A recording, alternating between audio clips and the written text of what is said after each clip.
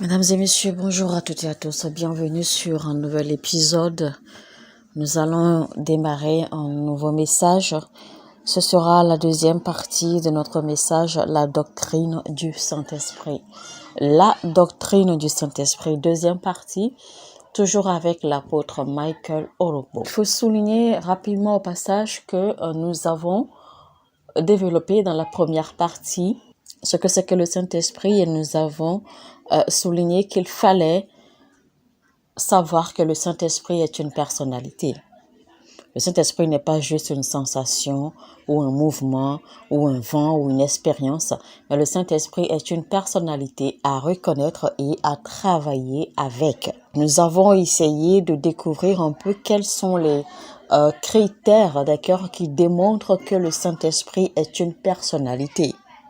Et c'est là que nous avons démontré que le Saint-Esprit avait de l'émotion, le Saint-Esprit a des pensées, c'est-à-dire que le Saint-Esprit pense, le Saint-Esprit a de la volonté, le Saint-Esprit a une identité personnelle également. Donc nous avons développé ces critères pour démontrer que le Saint-Esprit était une personnalité. Parce que avant cela, on a démontré les critères qui caractérisent un être, d'accord, d'une personnalité. Et donc là, dans cette deuxième partie, nous allons évoluer, nous allons découvrir les autres critères qui caractérisent le Saint-Esprit. Comment l'on peut fonctionner, d'accord, avec le Saint-Esprit. Deuxième catégorie de critères qui caractérise ou qui qualifie le Saint-Esprit d'une personnalité. Alors, premièrement, c'est que le Saint-Esprit opère. Il opère dans une fonction précise. Premièrement, le Saint-Esprit dirige. Matthieu 4, verset 1.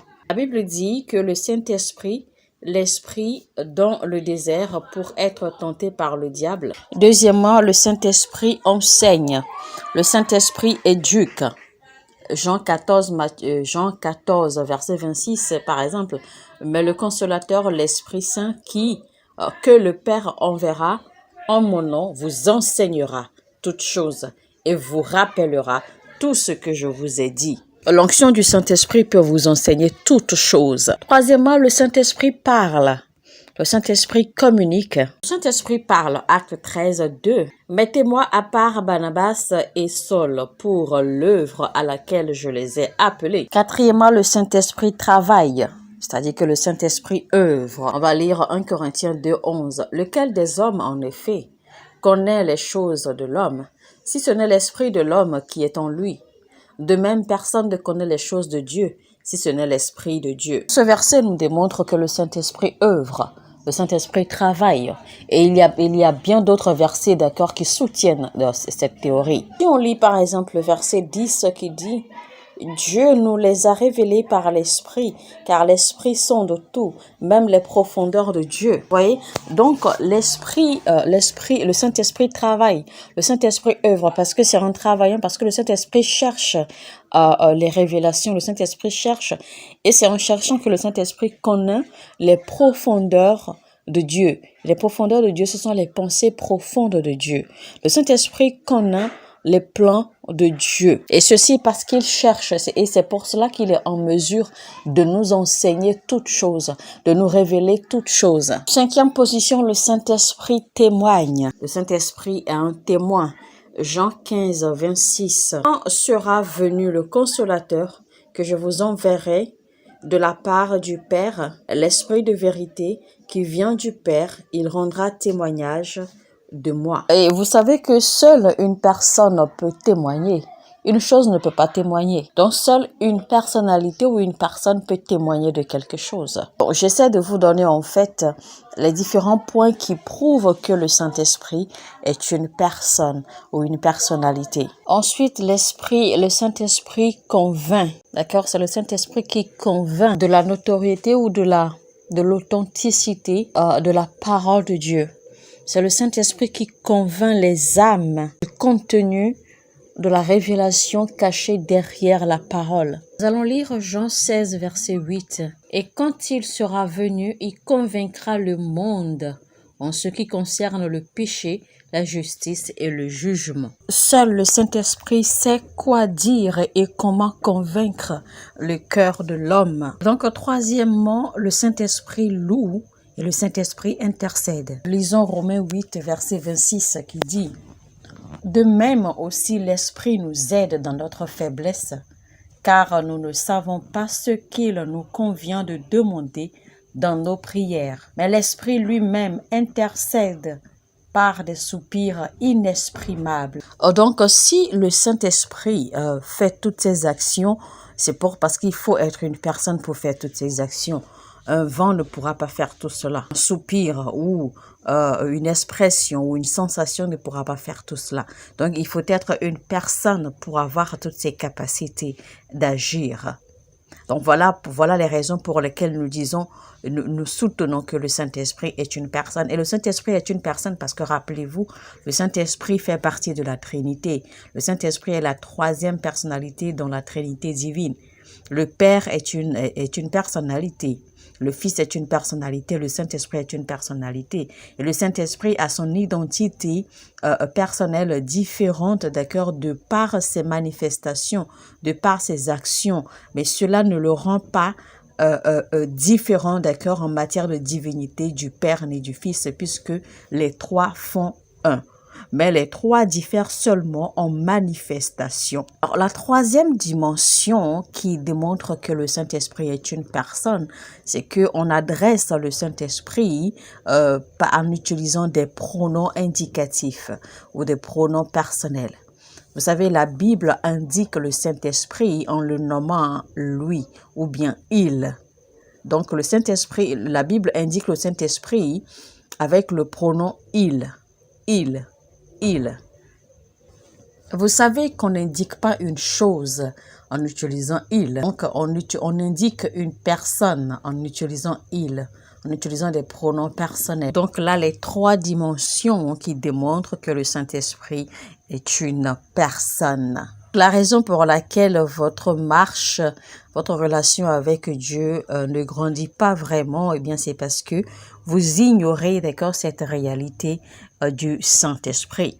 Et vous savez, la plupart, en fait, aujourd'hui, relatent le Saint-Esprit à des sensations. Donc, beaucoup vont dire, en fait, ou beaucoup ressentent la présence du Saint-Esprit parce qu'ils ont des frissons ou parce qu'ils ont ceci ou parce qu'ils ressentent, parce qu'ils ont des sensations diverses et donc, eh bien, ils reconnaissent ou ils distinguent ou ils dictent la présence du Saint-Esprit, d'accord, par ces diverses sensations. Et ne sachant pas ou ignorant que le Saint-Esprit est une personnalité avec qui il faut coopérer, qu'il faut déjà connaître, d'accord, reconnaître ses manifestations et savoir comment communiquer avec lui et coopérer avec lui surtout. Et vous savez une chose avec le Saint-Esprit ne réagit pas tout le temps. Le Saint-Esprit réagit seulement quand il le faut. Il réagit seulement quand c'est nécessaire. Le Saint-Esprit est avec vous. Vous pouvez parfois discuter avec le Saint-Esprit et il ne va pas vous répondre, mais il est là, ça ne veut pas dire qu'il n'est pas là. Ce n'est pas parce que vous ne ressentez pas, vous n'avez pas des frissons ou que vous n'avez pas des sensations dans votre corps ou dans l'atmosphère autour de vous que vous allez dire que le Saint-Esprit n'est pas présent. Non, parce que ces sensations en fait ne définissent pas que le Saint-Esprit est présent. Voilà pourquoi il est important de savoir, d'accord, que le Saint-Esprit est une personnalité. Et c'est seulement cette conscience que vous saurez maintenant comment coopérer ou comment fonctionner ou comment opérer avec lui. Le Saint-Esprit peut vous parler, le Saint-Esprit, vous pouvez communiquer littéralement avec le Saint-Esprit. C'est une chose que vous devez, c'est une réalité que vous devez savoir en tant que chrétien. Et vous allez voir que cela va transformer complètement votre perception de la chrétienté et de la divinité. Vous savez, l'homme de Dieu, le pasteur Benny Hinn, il a écrit un livre qui dit « Bonjour Saint-Esprit ». Et quand il a écrit ce livre, en fait, beaucoup se posaient des questions. Mais est-ce que tu parles au Saint-Esprit? Est-ce que le Saint-Esprit te parle? Mais ceux qui ont lu ce livre, en fait, ont été transformés parce que ce livre a impacté, a transformé beaucoup de personnes. Ceux qui ont croisé ce livre ont été émerveillés parce qu'ils ont reçu, en fait, un impact, une révélation du Saint-Esprit qu'ils n'avaient jamais su. Notre vie de chrétien ne devrait pas être un événement ou quelque chose de platonique. Notre vie en tant que chrétien devrait être quelque chose de dynamique et de pratique avec la divinité.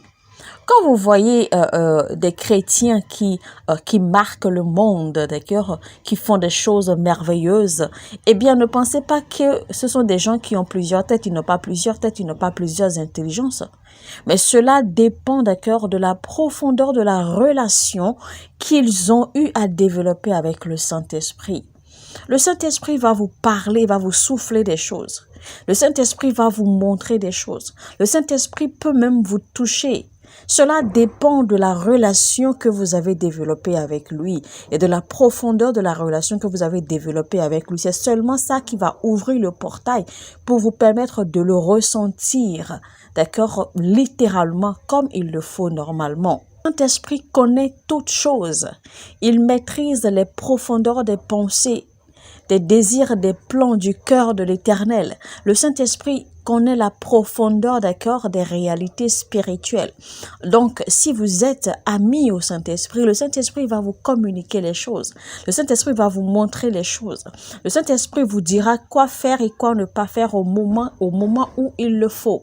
Le Saint-Esprit vous guidera, il vous orientera. Le Saint-Esprit vous suivra pas à pas dans la réalisation de votre vie. Alors, dans la première partie de ce message, nous avons annoncé les différentes dimensions du Saint-Esprit que nous allons étudier, que nous allons découvrir. Alors, la première dimension du Saint-Esprit, c'est que le Saint-Esprit est divinité. Le Saint-Esprit est Dieu. Et donc, nous allons tout de suite démarrer, d'accord, notre développement sur les différentes dimensions du Saint-Esprit. Alors, le Saint-Esprit est Dieu. Avant d'évoluer, je vais rapidement vous annoncer qu'il y a trois qualités essentielles qui font de Dieu Dieu. En fait, je vais citer ces qualités, d'accord, pour vous montrer en fait pour vous montrer le lien entre ces qualités et le Saint-Esprit. Et nous allons alors déduire de là comment le Saint-Esprit est Dieu. Alors, premièrement, il y a les qualités essentielles de Dieu.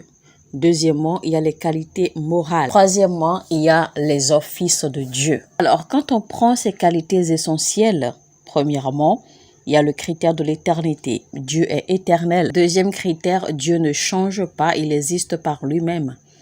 Troisième critère, Dieu ne change pas. Quatrième critère, Dieu est omnipotent. Cinquième critère, Dieu est omniscient. Sixième critère, il est omniprésent. Et on peut rajouter un autre critère qui est que Dieu est omnibénévolent, c'est-à-dire que c'est seul Dieu qui aime comme personne ne peut aimer. Que ce que Dieu a aimé au point de s'offrir lui-même, c'est-à-dire que Dieu nous a tellement aimés qu'il a offert son Fils unique en sacrifice pour nous racheter. Maintenant, parlons de ces qualités morales. Premièrement, il y a le critère de la justice, c'est-à-dire le critère de la vérité. Donc, Dieu est vérité, Dieu est justice. Deuxième critère, Dieu est saint.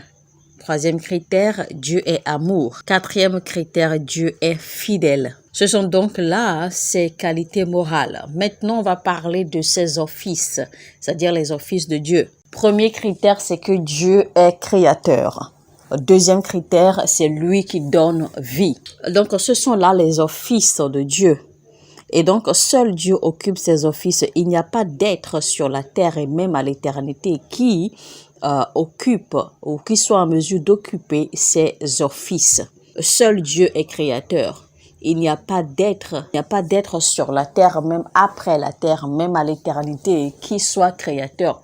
Parce que seul Dieu a créé, c'est lui seul qui crée. Donc, il n'y a pas d'autre être qui ait la capacité de créer quoi que ce soit. Il n'existe pas d'être, d'accord, qui soit en mesure de donner la vie aussi. Ce sont donc là les deux offices principaux de Dieu.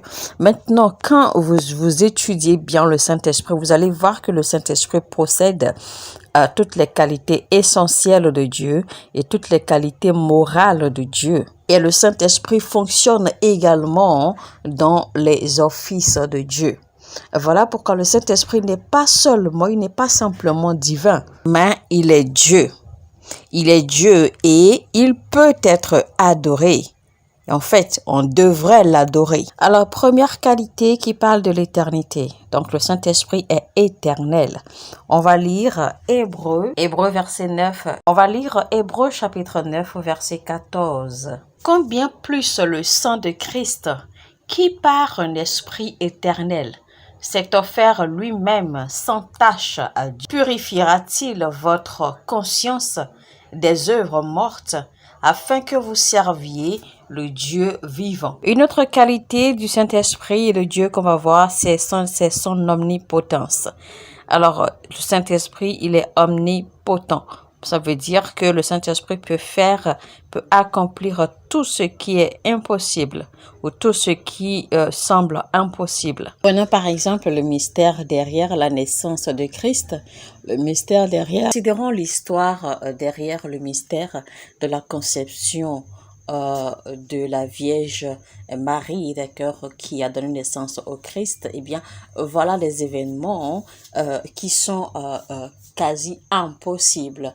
Donc, quelque chose que seul Dieu, d'accord, peut accomplir.